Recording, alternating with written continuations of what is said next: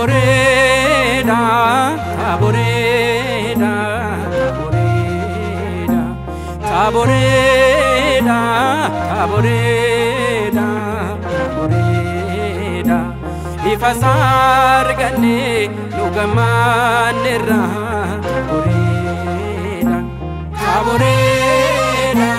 taboreda, taboreda, ifasar gane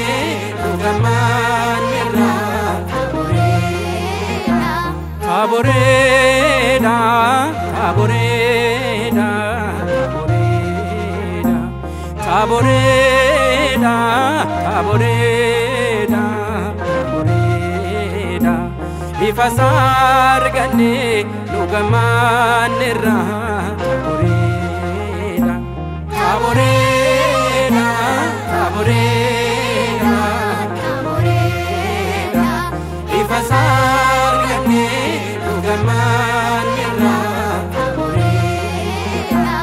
Petros Yohannis Yaikobin Wamihi Taboreda Karana Genyarat Tijitimihi Taboreda Taboreda Taboreda Taboreda Ifasar gane lugamanera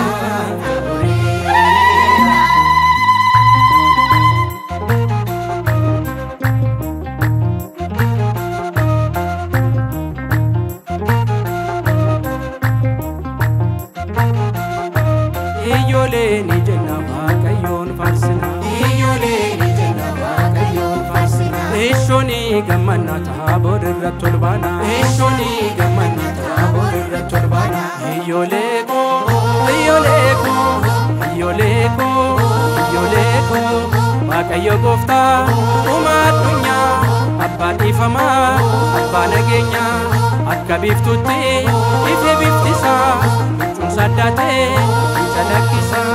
Iyoleni jenna waqayyoon farsina Iyoleni jenna waqayyoon farsina Ishoni gammanna taabor irratti ol baana Ishoni gammanna taabor irratti ol baana Iyoleko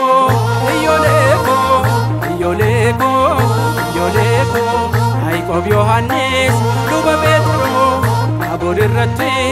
as Kiristoos Alessa shakka kan turan hundo achi jargani madaneddu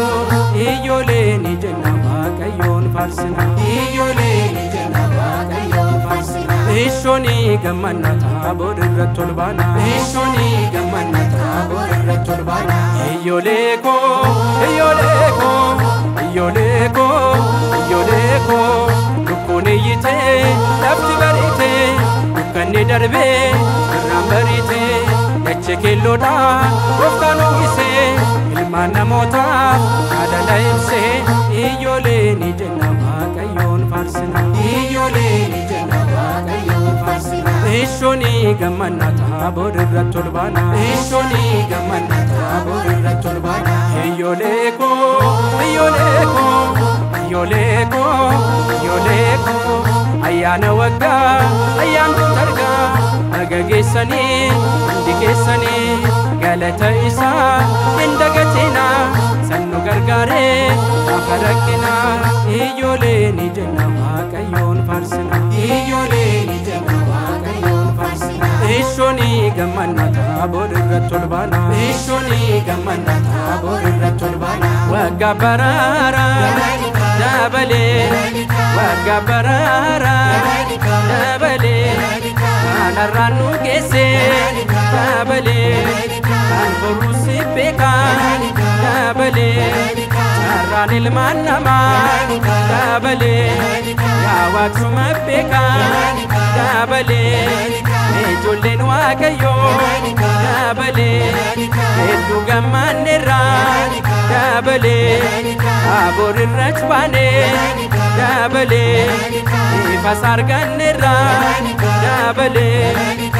Wagga wan gari daga jalala qabata wana ma bakatta wagga wan gari daga jalala qabata wana ma bakatta guddon ebisa ayolini lilcha guddon ebisa ayolini lilcha guddon ebisa ayolini lilcha guddon ebisa ayolini lilcha